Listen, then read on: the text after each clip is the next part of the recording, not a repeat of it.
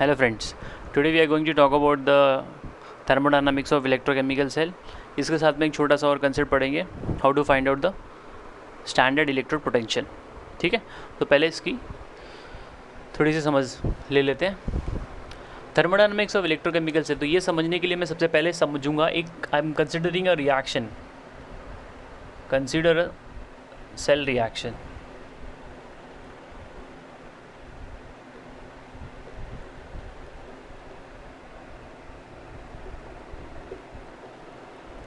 ठीक है, अब ये इक्वेशन के ऊपर अगर मैंने अप्लाई कर दिया, इसके अंदर आपको दिख रहा है there is a transfer of और involvement of N moles of electron. ठीक है, now if I apply here van't Hoff isotherm अगर इसी इक्वेशन में मैंने लगा दिया तो वो कुछ इस प्रकार हो जाता है, डेल्टा जी बराबर delta G naught plus R T L N Q. Q is the reaction quotient. अब क्यू की जगह पे मैंने पुटअप करना है ये इक्वेशन का जो डेटा आएगा, डेल्टा जी बराबर delta G naught plus R T L N Q, मतलब concentration of this, that is activity of M plus N upon activity of M plus N. इसकी और इसकी एक्टिविटी जो है वो 1 ले ली जाएगी. ठीक है, बिकॉज वो सॉलिड फॉर्म में है. अब यहाँ पे ये एज्यूम हम कर रहे हैं कि there is no other process happening except reaction at anode and cathode, that is oxidation and reduction. There is no other reaction, no other process like liquid junction potential and all, वो सब कुछ यहाँ पे नहीं आ रहा है. There is no other process is happening in cell except reaction at anode and a cathode. यही हो रहा है और ये प्रोसेस के अंदर आपका n मोल ऑफ इलेक्ट्रॉन का जो है वो इन्वॉल्वमेंट हो रहा है. अच्छा, अब ये एक प्रकार का डिवाइस है, तो ये एक प्रकार से काम कर रहा है ना, वर्क तो हो रहा है. तो वर्क जो होता है वो आपका पीवी के टर्म्स में आता है, आर यू गेटिंग. बट यहाँ पे तो ऐसा कुछ है नहीं, सिस्टम एक्सपांड कर रहा है तो वो पीवी के टर्म्स में तो हम यहाँ पे निकाल नहीं सकते. So what ever the electrical energy जो होती है वो आपका सेकेंड लेक्चर में आपने पढ़ा है, इलेक्ट्रिकल एनर्जी जो होती है वो पोटेंशियल डिफरेंस ही, आर यू गेटिंग.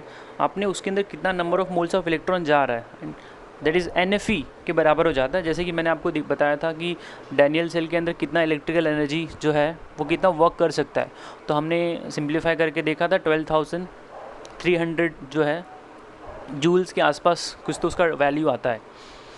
तो इसके अंदर हम वही अप्लाई कर देंगे, the electrical energy, the amount of electrical energy in this reversible cell is taken or obtained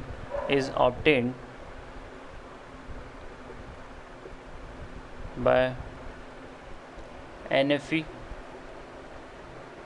ठीक है, मतलब जो भी होगा वो नॉन पीवी वाले फंडे से आ जाता है. तो अगर अब हमको पता ही है डेल्टा जी बराबर क्या होता है, माइनस NFE होता है.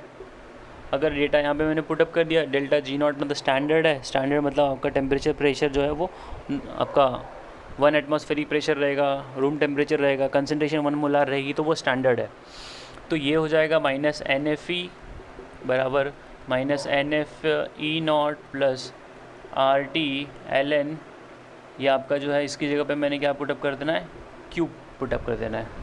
ठीक है, अच्छा अब ये सिंपल सी बात है, तो मैं इसको क्या करता हूँ, नेगेटिव पूरा कर दूंगा, तो ये क्या हो जाएगा, NFE equals to NFE naught minus RT ln Q. Now divide the whole thing by NF, so E cell equals to E naught cell minus RT upon NF ln Q. ठीक है, ये बड़ा इम्पॉर्टेंट फेमस इक्वेशन है that is called as a Nernst equation. क्या है भाई ये? Nernst equation, जिसका इस्तेमाल किया जाता है for finding the your E cell. अच्छा, नाउ एट इक्विलिब्रियम, ध्यान से समझिए, एट इक्विलिब्रियम, ये अगर इक्विलिब्रियम में आ गया तो जो ई सेल है, ई सेल बराबर हो जाएगा 0, तो ये पूरा का पूरा डेटा आ जाएगा इस तरफ, ठीक है। और एट इक्विलिब्रियम क्या होता है, Q is equals to K हो जाता है, Q इज इक्वल्स टू क्या हो जाता है, K। ये रिएक्शन कोशेंट है जो कि कॉन्सेंट्रेशन के साथ में वेरिएबल होता है, इक्विलिब्रियम कांस्टेंट है वो फिक्स हो जाता है। तो एट इक्विलिब्रियम ई सेल बराबर 0 हो जाता है, तो ये डेटा इस तरफ आ जाएगा। तो हमको जो नया वाला फॉर्मूला मिलेगा, E naught cell equals to R T upon N F L N के। This is the thermodynamics of electrochemical cell, this is the thermodynamics of electrochemical cell. तो इसकी मदद से आप इक्विलिब्रियम कांस्टेंट पता कर सकते हैं, ई नॉट सेल पता कर सकते हैं। ई नॉट सेल का फॉर्मूला अभी मैं बताऊंगा, how to find out the standard your electrode potential, that is cathode minus anode होता है। देन OP प्लस RP भी लगा सकते हैं। आई होप ये आपको बात समझ में आ गई होगी। अब अगला जो कंसेप्ट हमको सीखना है, how to find out the standard electrode potential, ठीक है। तो जब नाम आता है standard, see we have to see how to find determination of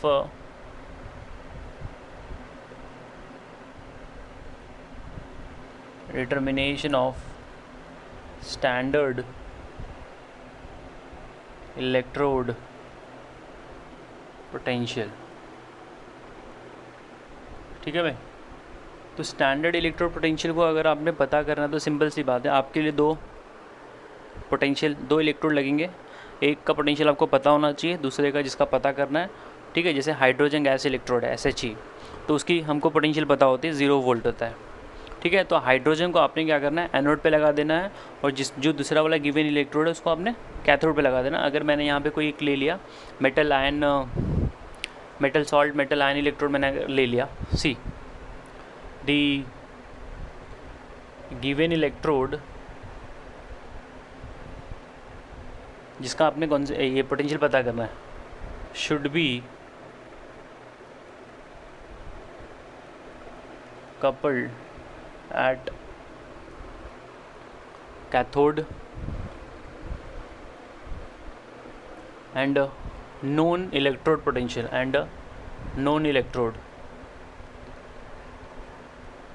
that is hydrogen electrode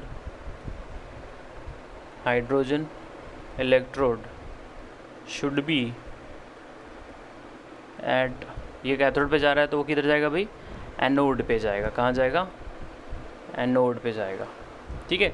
अगर मैंने एक रिएक्शन लिख दिया, जैसे कि हमारे पास है हाइड्रोजन गैस को मैंने, जैसे कि एग्जांपल मैंने दिया metal salt metal ion electrode है, तो हाइड्रोजन के साथ में मैंने कपल कर दिया है AgCl, so it is going to give you 2Ag plus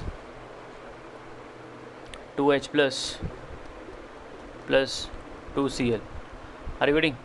अगर आपने इसका सेल रिप्रेजेंटेशन किया, तो सेल रिप्रेजेंटेशन करेंगे तो platinum is in contact with the hydrogen gas which is in contact, इसका प्रेशर रहेगा जो भी रहेगा वो दिया रहता है, that is 1 atm and all, so 1 atmospheric pressure which is in contact with the HCl, इसकी कंसनट्रेशन आपको दी रहेगी, ठीक है, मोलैरिटी में रहेगा। And then we have a AgCl that is in the solid and then your Ag। Are you getting? So this is the one gas electrode है ये आपका, और ये आपका metal salt metal ion electrode है। तो दोनों को कपल कर दिया है। तो अगर आपने इसका ई सेल निकालना है तो सिंपल सा है, ई सेल इक्वल्स टू हम लोग लिखते हैं E naught cell, are you getting? E is equals to E naught cell minus RT upon NF ln Q, या फिर लॉग ऑफ, ये लिख दीजिए। यहाँ पे क्या होगा, क्यू लिखेंगे तो इसका कंसनट्रेशन हो जाएगा, that is Ln activity of Ag का 2 हो जाएगा, ठीक है।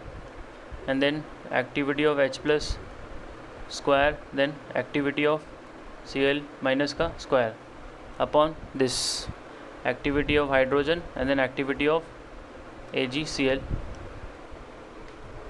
बात समझ में आ रही है? तो ये सब जो है